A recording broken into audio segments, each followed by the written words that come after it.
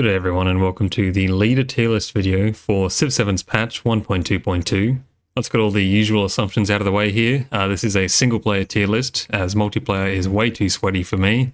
We are assuming deity difficulty of course, as well as a standard speed game on a standard map.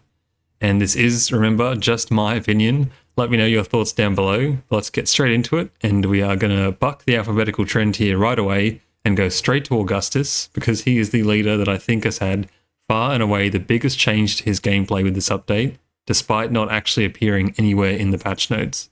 So many of the town specializations were changed in the most recent patch, but the one of course we're most interested in is the new urban center, which allows you to buy more than just warehouse buildings and towns. Augustus already got a big win in the recent patch when towns just became more valuable in general as feeder towns for your cities, and now once again his 50% gold towards purchasing buildings and towns has been inadvertently giga-buffed this patch, as this allows you to get those urban centers online a lot quicker and a lot cheaper. And let me tell you, those things are absolutely insane.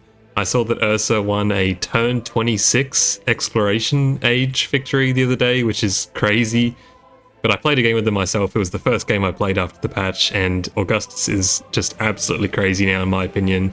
You'd think that the existence of these towns is actually a bit of a nerf, because it takes away one of the things he does already, which is the ability to purchase culture buildings. But trust me, the 50% gold discount more than makes up for it. Augustus is going to have to go straight in the S tier. What a rise from power for this guy. Good stuff. Next up we have Ada Lovelace. Ada has always been just a really solid leader in my mind, just a really good all-round generalist. She rewards you for doing things that you're going to be doing anyway, so that would be civic masteries and tech masteries. You're going to be researching those as you progress throughout the age regardless. Particularly the first ability here, that cities receive +2 science per age when you complete a civic mastery. That one is really the bulk of the ability here. You can get an insane amount of science from this, just from having, say, 6 or 7 cities, and you research 5 or 6 civic masteries. You're looking at a lot of free science throughout the game, and note that it does scale per age as well, so it carries throughout the game quite well. Ada Lovelace, I think, is pretty much always going to be a solid A-tier leader. She doesn't do anything too crazy, but these abilities are just so generally good, and they're going to help you throughout the game.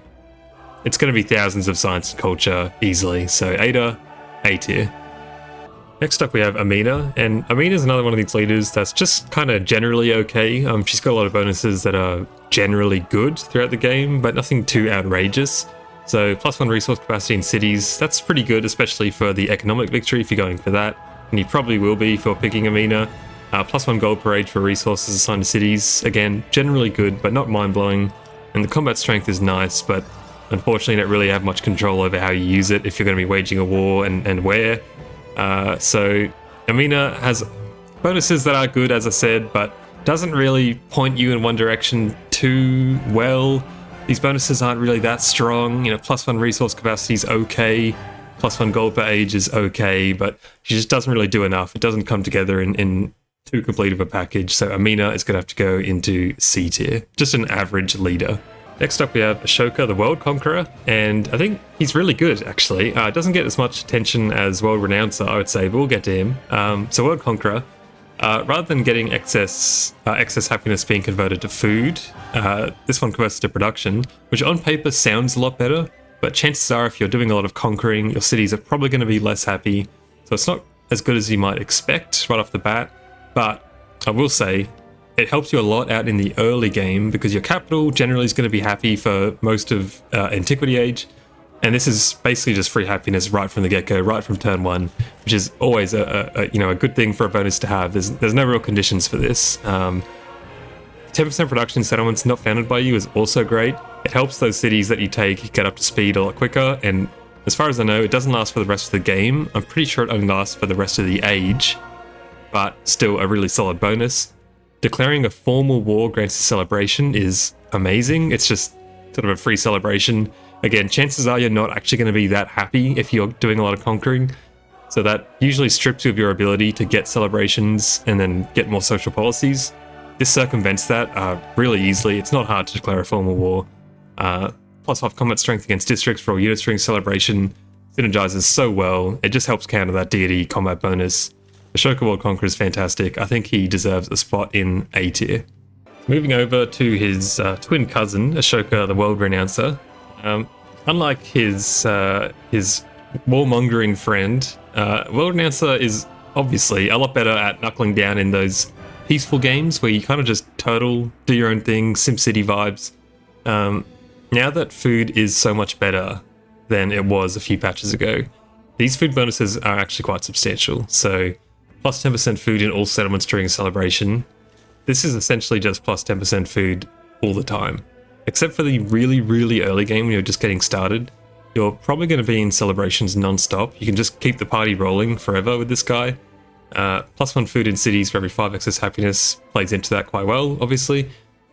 And fueling all of this is that all buildings gain a plus 1 happiness adjacency for all improvements. Just a really solid peacetime leader all round. I think this guy does better in more games than not compared to World Conqueror. I'm still not sure he's quite an S tier leader, so we're going to put him in A, but I would say he's slightly better than World Conqueror. Moving over to Benjamin Franklin. It says I haven't played a game with him, but I definitely have. I probably just didn't finish the age. Regardless, Ben Franklin I think is quite strong. He's a bit like most Civ 7 leaders really, in that they tend to have really good bonuses. None of these are too crazy on their own, but they are really good, particularly early. And as a general rule, early bonuses are so much better than late game bonuses. Even in Civ 7 where the age is reset, you still want those early bonuses to get you off the ground. Keep you safe in the early game, especially where you're most vulnerable. And Benjamin Franklin does this very well. So plus 1 science per age on production buildings and cities. That's going to be your saw pit, your brickyard, stuff like that. And even better, to get those up and running, plus 50% production towards constructing production buildings. 2 really good bonuses right off the bat. And even better, it keeps going. So plus 1 science per age from active endeavors you started or supported. This one's a bit RNG. You're probably not going to be spending your influence to start endeavors realistically. You're just going to be supporting ones the AI sends you if you can. But in the super, super early game, science endeavors and cultural endeavors, which he can't start, only scientific, they are really strong. Going from 10 science to 16 is crazy if you support it. Going to 17 as Benjamin Franklin is just a nice bit on top. That doesn't sound like much, but plus 1 science is meaningful early. On top of this, he can have 2 endeavors of the same type active at a time. Not that crazy, but an interesting sort of bonus. So I think Benjamin Franklin, he's good, but nothing too game-breaking. It's just really strong bonuses. He gives you bonuses to things you want to be doing. So for that reason, he can go in A tier. On to Catherine the Great. And Catherine has got some interesting changes in the context of this patch as well. Plus 2 culture per age on displayed great works. Buildings with great works gain 1 additional slot. Cities settled. Well, we'll start with these bonuses first. So, great works, particularly looking at the exploration age, there are a lot of new religious beliefs that have been added, and a lot of them are very easy to satisfy in terms of the amount of relics you can get versus the difficulty of the belief. There's one in particular that I think is 2 relics every time you convert a city that has at least 3 specialists. And I'm pretty sure you can do that on your own cities as well. But even still, that is a really, really easy way to generate a ton of relics. If that one's taken, there's also one that gives you 1 relic for converting your own city. That's just a really safe, easy, and quick way to get a ton of great works very quickly. So I think she's actually got a pretty solid sort of inadverted buff here. I do think the exploration age for her is going to be a lot stronger now. In addition to that, we look at other bonuses. She's very good in Tundra, especially we've got huge maps now. So if you're up playing on huge maps, there's going to be a lot more Tundra to settle that realistically you're going to be able to make best use of. I don't think many other civs, if any, have Tundra bias. So Catherine can kind of chill in the Tundra and do her own thing. I think she's decent, although these bonuses are still not exactly like the most outrageous thing in the world. I think having played her, the bonuses, particularly the Tundra one, sounds better than it is. I don't know if she should go in C or B, but I think she can just sneak into B. With the changes, I think you're going to be getting a lot more great works in general. So Catherine can go in B tier. Moving on to Charlemagne. Charlemagne is someone that I think is very strong, but you have to know how to play him. Luckily, it is pretty straightforward. So he's all about celebrations, similar to the Ashokas. Military and science buildings receive a happiness adjacency for quarters is great for his second ability. Gain 2 free cavalry units once unlocked when entering a celebration. This is a great way to just print free units. Particularly note that during a celebration, cavalry units also get +5 combat strength. Again, a bonus that helps cancel out the deity AI's sort of insane +8 bonus, gets you most of the way there. So Charlemagne, I think, is a pretty straightforward leader. He wants to do one thing, well, 2 things actually. He wants to celebrate and then take over your land with horses. And he's very good at both of those things. So Charlemagne can go in B tier. I don't think he's that crazy because he's a one-trick pony, but his ponies are very strong. They have +5 combat strength, and you get so many of them for free that it is very easy to take people over. So he can go in B tier. Moving on to Confucius. Confucius is a leader that I want to love so badly. He is exactly my kind of playstyle. I love specialists. I love going tall. I love building really big cities, sort of SimCity vibes. But unfortunately, Confucius did get an inadvertent nerf again this patch. Specialists have been nerfed quite well. Specialists haven't been changed, but the specialist cards that can help you along have been cut in half essentially. Note that the Kamai card I don't think got changed, so it's only the leader attribute nodes and the social policies you get in the exploration and modern age. So Confucius unfortunately did catch some strays, and I think because of that he's going to have to go in B tier. I think he previously could have was justification for an A tier leader here, but with the slight nerfs to specialists, I do think that that's probably enough to knock him down into B tier. Moving on, we have Friedrich Baroque. He gains a great work when you capture a settlement for the first time, and +1 culture per age on displayed great works. Note that the first half of this ability isn't as good as it once was, because I do think the great works are going to be easier to come across in the exploration age, mainly talking about here. Antiquity age, this is still good for getting a lot of free courtesies, which are great. +1 culture per age on displayed great works. Again, similar to Catherine, this is a nice little bonus, but it's nothing crazy, really. Gain an infantry unit when you complete a civic mastery or construct a culture building. That's pretty decent. Again, it gives you... it's free stuff, right? And free stuff is good for stuff that you're going to be doing anyway, which is building culture buildings and completing civic masteries. But infantry units are pretty weak. Compared to cavalry, they are still slightly worse than they were. In saying that, there is quite a unique strategy with him. At the end of the day, you win games in the modern age.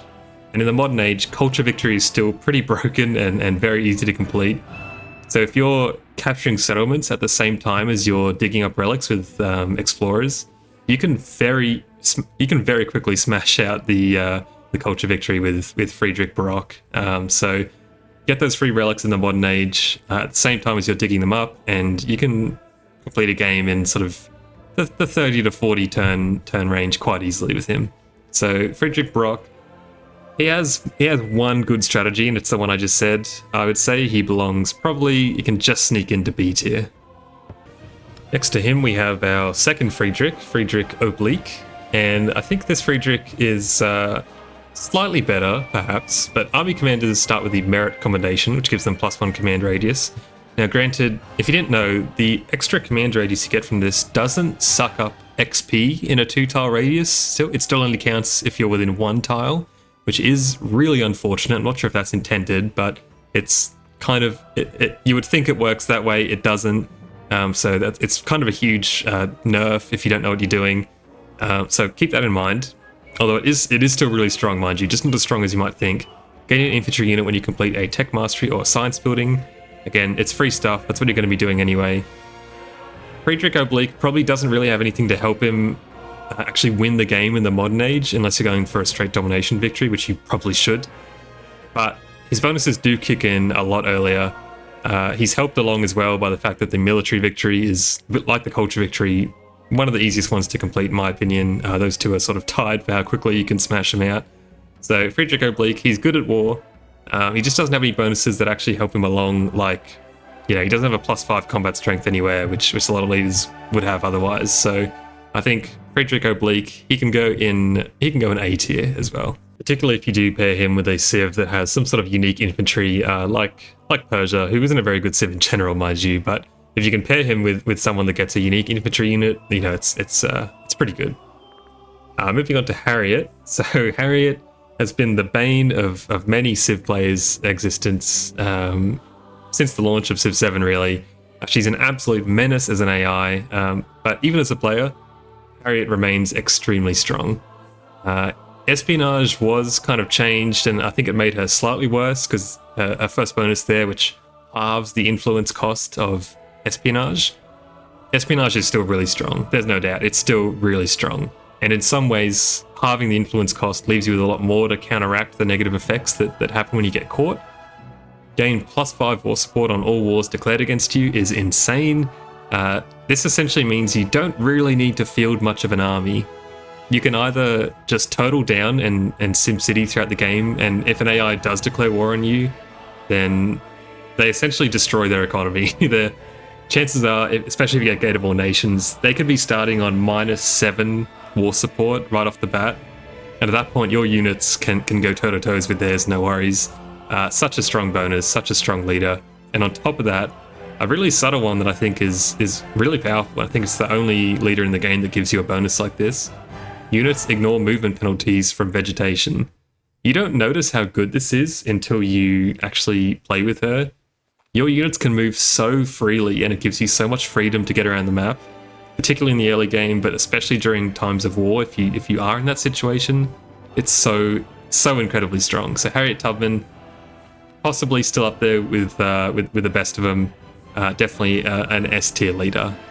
Moving on to Hatshepsut, who unfortunately continues to duck and weave and not get a single buff in any patch somehow. So she gets +1 culture per age for every unique resource. Actually, to be fair, I think that was changed. I think it used to be just +1 culture flat. At the very least, it's now per age, but it's still not great, really, is it? +15% production towards constructing buildings and wonders in cities adjacent to navigable rivers. This is good, you know, +15% production towards buildings is good. You're pretty much always going to start on a navigable river.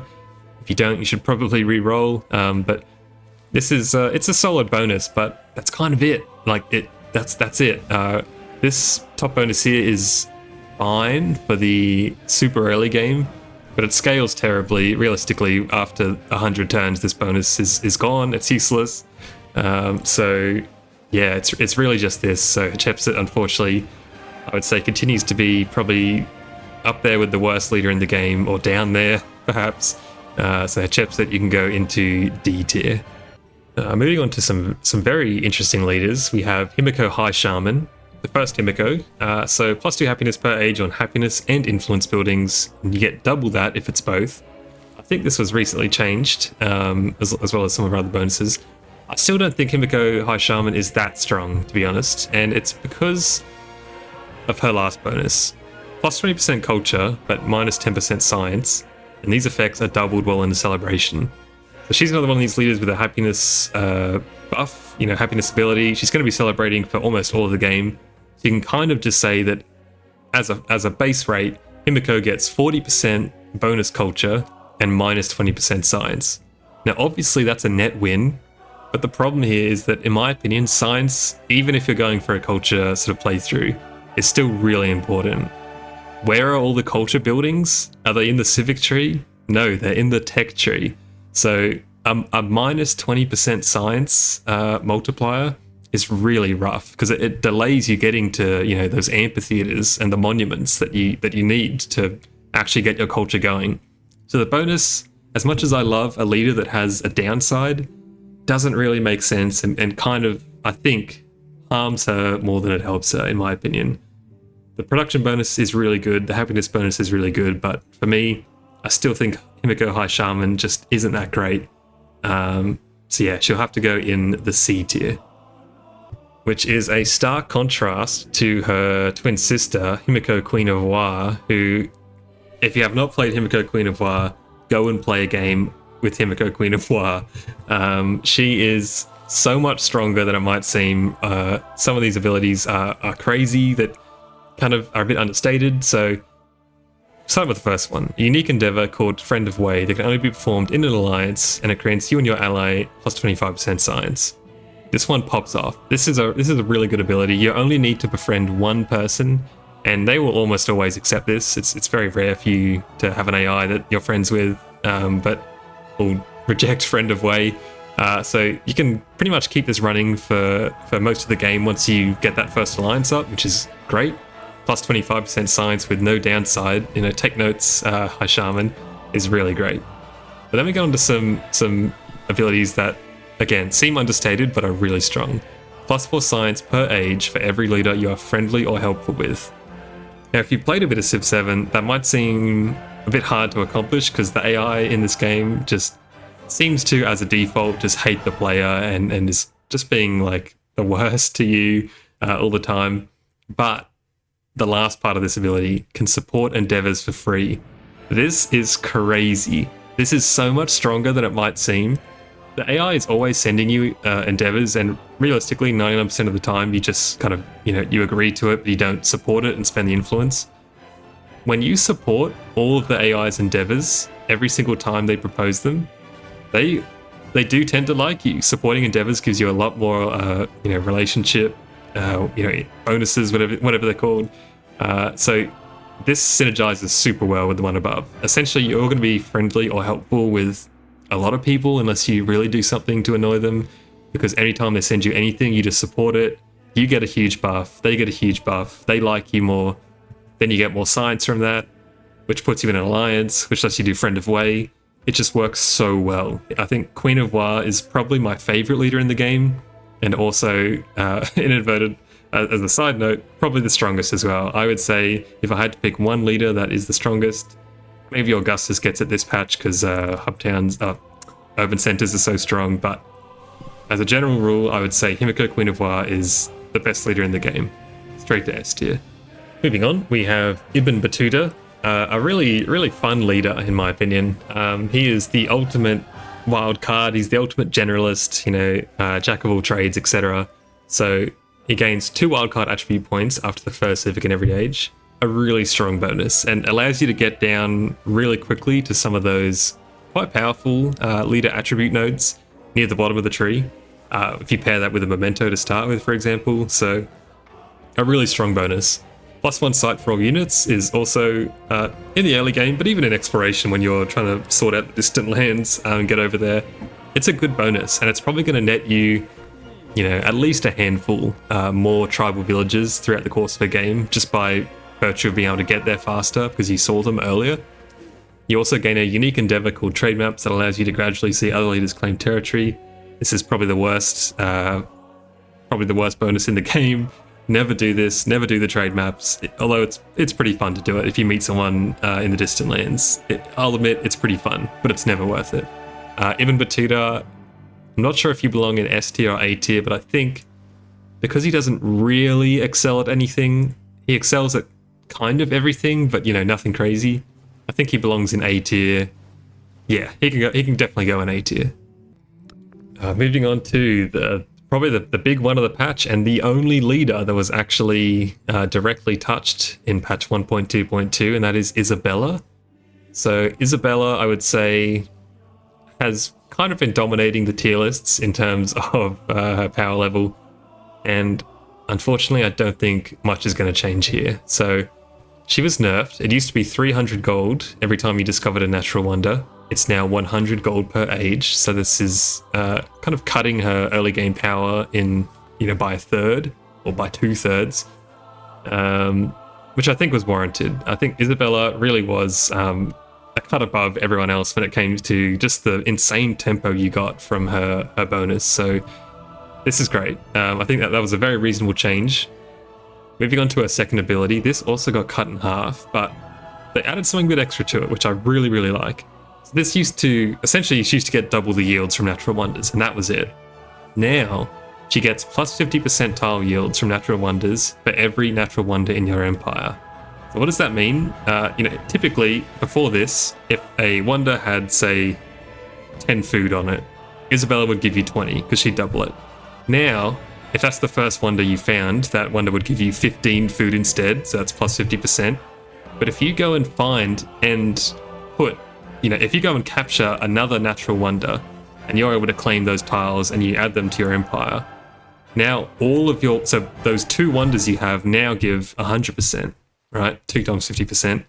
If you, over the course of the game, capture 6 natural wonders and you have 6 natural wonders in your empire, all of those wonders are giving you 300% of the original yield. So it's crazy. I think it's such a smooth way of curbing her power, but really playing into her niche as wanting to get as many natural wonders as she can. I'm really looking forward, particularly with the huge maps we have now. I don't know how many natural wonders they have, maybe 8 or 10 natural wonders. Really looking forward to the screenshots on r/civ showing someone who had 10 natural wonders and was getting 500% tile yields from their wonders. Looking forward to that. It's easy to forget about our other bonuses, which are to naval units. They're okay. They're fine. They're good bonuses. Just a little bit of gold saved here and there, but nothing too crazy. But Isabella, does she still belong in S tier even after what is a pretty significant nerf to her early game? Yes, I think so. I think she still goes in S tier. 100 gold for discovering a natural wonder that you pretty much always start with is like getting half of Lydian Line, the memento that gives you 200 gold. This is 100 gold when you start the age, essentially, and I think that is still really strong. So Isabella, you can go into S tier, but only just. I think she only just scrapes in now. Moving on to another one of my favorites, we have José Rizal, the Rizler, J-Riz. He gains rewards from a narrative event. He gains an additional 20 culture, gold, and influence per age when you get rewards from a narrative event, and he gets additional narrative events. So this guy kind of just gives you a lot of everything as you progress throughout the game. Narrative events are fun. It's fun to get free stuff, and he just constantly, every other turn almost gives you a narrative event, which is good. And, alongside that, you now get influence as well, which I believe they added recently. Really strong. Well, we sort of run into issues when we get to the second part of his abilities, though. Plus 50% celebration duration. Now, this sounds like obviously that is a good thing, but to be honest, it's actually not. It's actually a downside. You get, note here, 50% happiness towards celebrations just in general from all sources. The long and short of it is, more so than any other leader, with José Rizal, you're going to be in a constant celebration. The celebration will never end. The problem is, you don't get as many celebrations starting because they last longer, 50% longer, which means you get less social policy slots. So this, I hate to say it, actually hurts the Rizler. He really needs... They need to change the game such that once you reach the happiness threshold for the next celebration, it just starts again, or it adds on to your current 10 turns. They need to fix this in some way, I think, to make this an actual bonus rather than a downside, because right now it is a bit of a struggle. So J-Riz, I think you're a fun leader. I don't think you're the strongest leader, but I do think, granted, with the influence, he's gotten a bit better. I think he can go in B tier. He's a solid above average dude, and I really like that for him. Next up we have Lafayette, who did get nerfed in not the most recent patch, but the one before. So this used to be, we'll start down here, +2 combat strength for every tradition, but not policy slot in the government. It's now +1, which is a lot more fair. I think that's not a bad change, although I don't typically like when things are nerfed. I'd rather everyone else get buffed, but anyway. +1 culture and happiness per age in settlements, doubled in distant lands. It's a really solid bonus early game. Nothing too flashy, but it's free yields, and it does kick in from turn 1 as well. Nothing too crazy there. The unique endeavor called Reform, which gets you an additional social policy slot. It is strong. It gives the person you propose it to the extra slot as well, but it's realistically they don't really tend to make good use of this sort of stuff. So I think it's a good way to get some extra social policy slots, which does synergize well with his second ability for more combat strength. But I don't think it's anything too mind-blowing. I think there was a time when Lafayette could have made it, near the top of the list. These days, I think he's just okay. I think, realistically, most of his power is just in this bottom one here, because it's free culture and happiness, which is quite strong. But unfortunately, I think Lafayette will have to go into... you'll have to go in the C tier. I think he's just average. These abilities are very, very basic and solid, but they really aren't anything crazy. So C tier for Lafayette. moving on to Machiavelli, who gets just a flat +3 influence per age right from the get-go, and influence is a very strong yield, I will say. I should note that if you are going to be playing on sort of the new map sizes, which I probably will, large and huge, or whatever they're called, the big ones, influence was already really strong, but I think it's only going to get stronger now. The bigger the map you play, the more city-states there are, the more AIs there are to do, endeavors, sanctions, espionage, etc. with. So influence, the more people you're interacting with, the better it gets. So I do think that Machiavelli has got a small little buff there if you are going to be playing on bigger sizes. Just note that. Less good on smaller maps where there aren't as many city-states you can befriend. Regardless, 50 gold per age when your diplomatic actions are accepted, 100 gold if they're rejected. It's free gold, it's free real estate kind of thing. You can basically just propose things that are really unreasonable to people, and if they reject them, which the AI does enjoy rejecting things, particularly if you're playing Machiavelli, you're probably being a bit of a terrible person to them already. It's a free 100 gold every time, so it's something. He ignores relationship requirements for declaring formal wars. This is good, but it would be a good bonus on anyone else that wasn't him, because he doesn't really want to go to war. He doesn't have any bonuses towards going to war. He doesn't have anything for commanders. No free units, no combat strength. Yes, he can levy city troops from city-states you're not a suzerain of, but it's not great. I don't find myself doing that too often, to be honest. Kind of an ability that sounds stronger than it is, I guess. You won't find yourself doing it that often, put it that way. I don't think it's even that strong to begin with, even if you didn't have to be the suzerain, or you did have to be the suzerain. I don't think it's that strong. So I think Machiavelli, I think the gold is good, but that's sort of about it. The influence is really good actually, but again, I don't think it's crazy. So Machiavelli, you can go into B tier. Next up is Napoleon Emperor. And now we're getting to some bad ones down here. We're in the sewers at this point.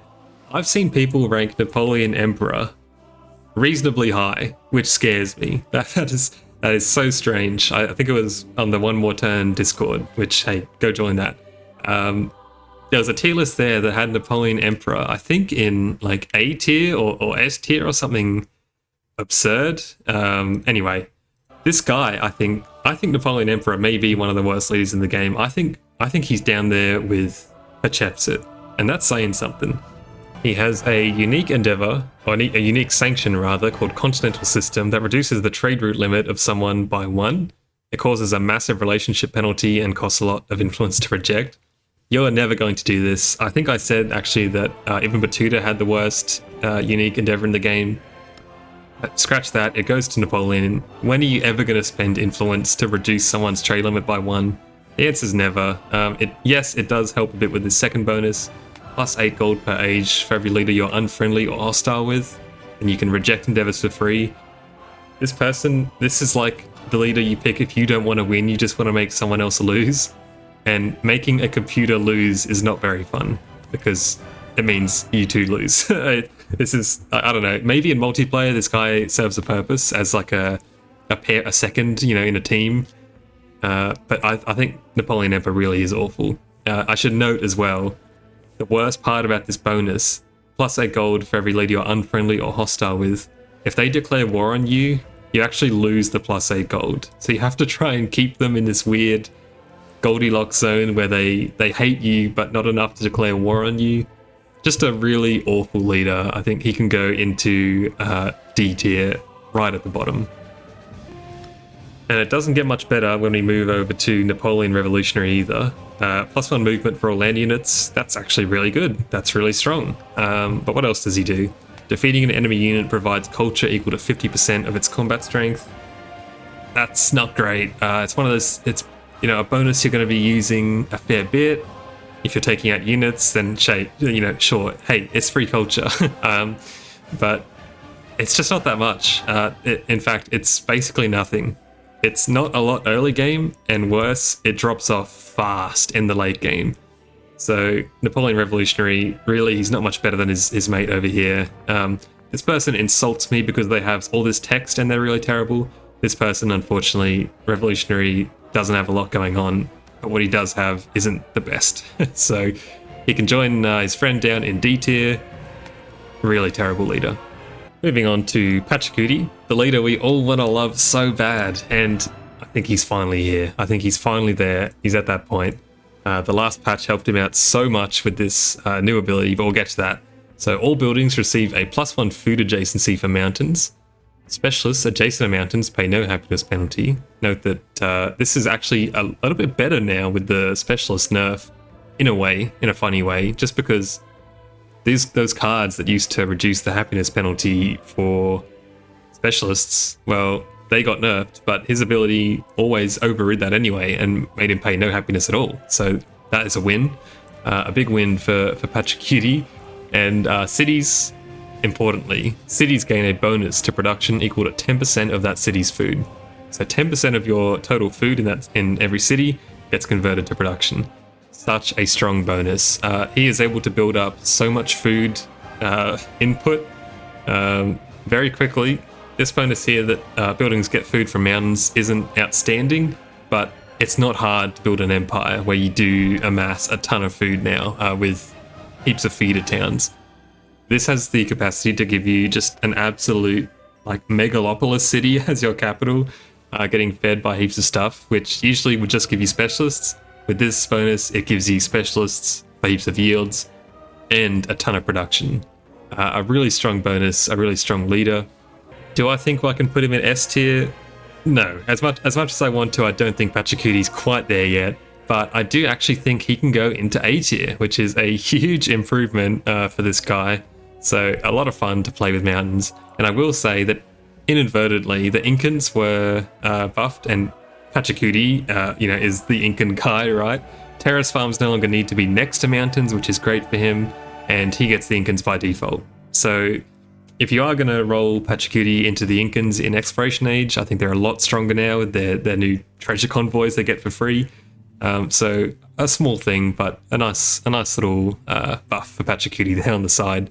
But yeah, A tier for Pachacuti. Great to see him. A ton of fun to play. Moving on to Simón Bolívar, and I think this guy, when I first heard him, it sounded like he was going to be one of the best leaders in the game. But then you play Simón, and it's actually not that great. So gain +1 free war support on your wars.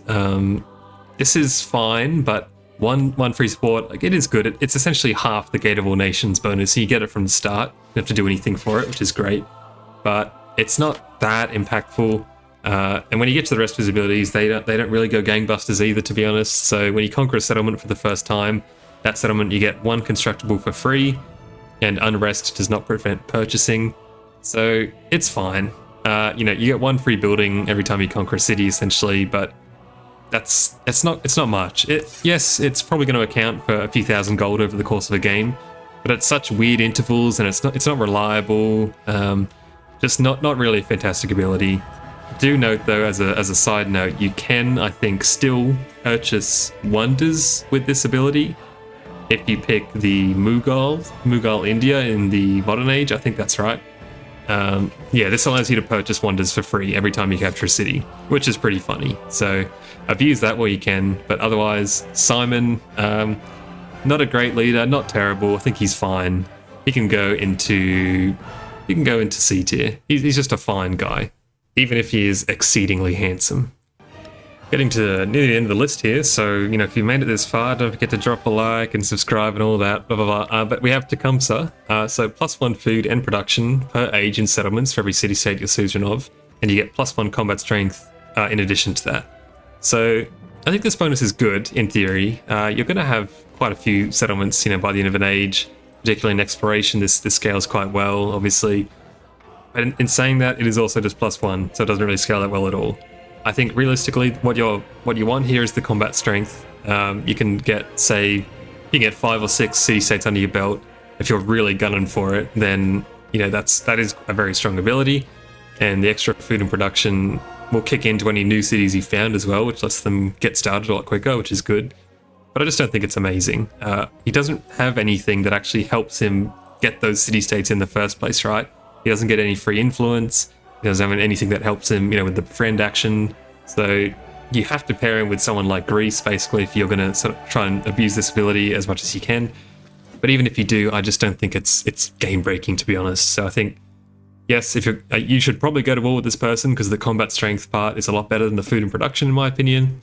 So Tecumseh as a military leader, I think he's a solid B tier leader. I think he's okay. I think he's a little bit better than average, but not by much.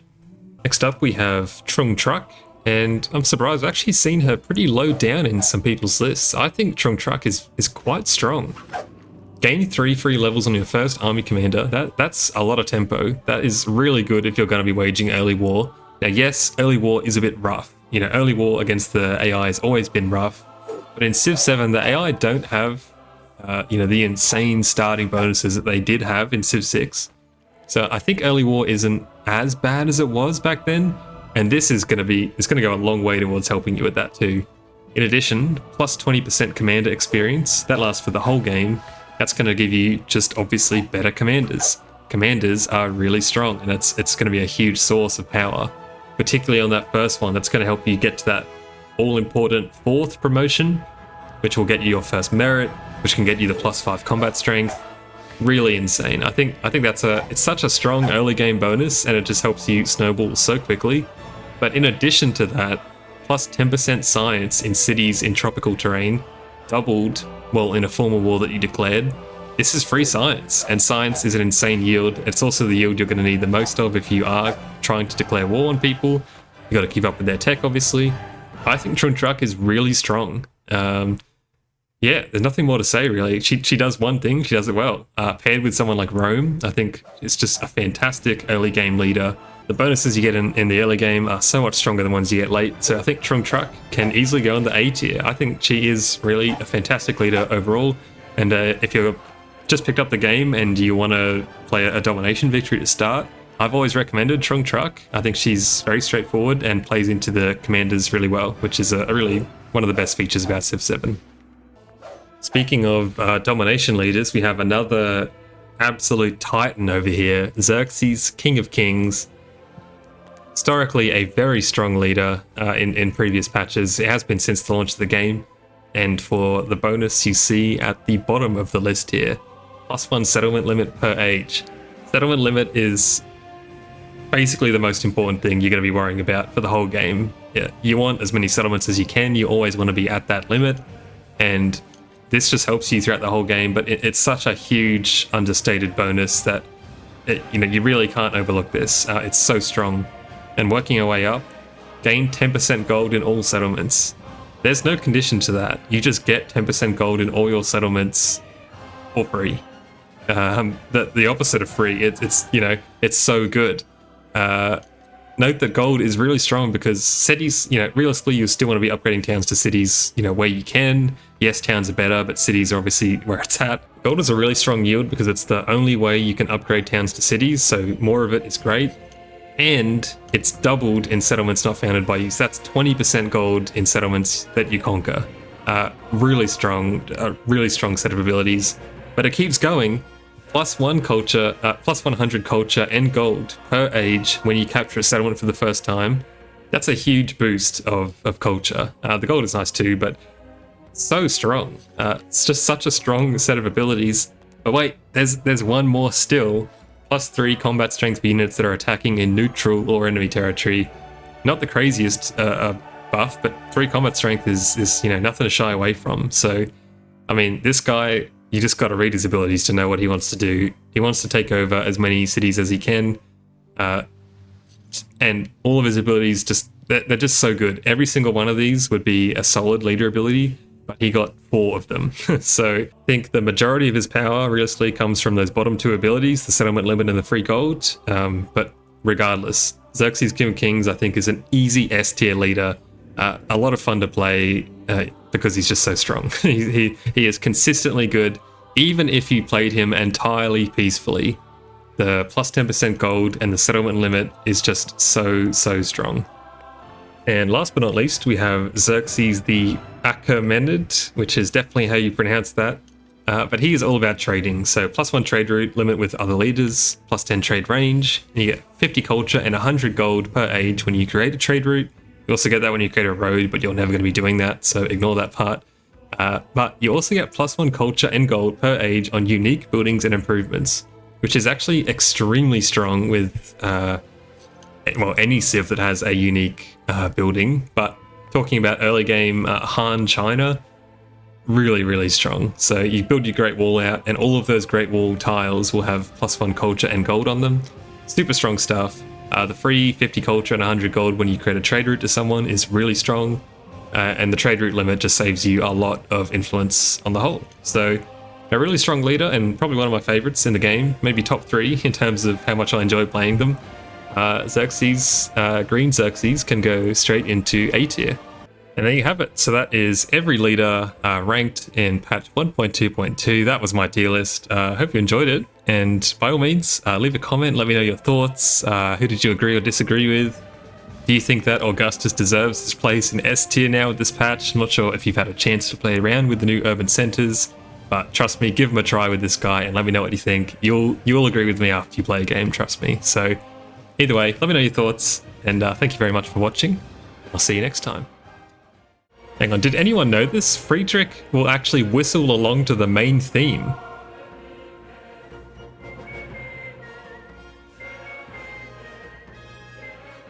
That is amazing. What the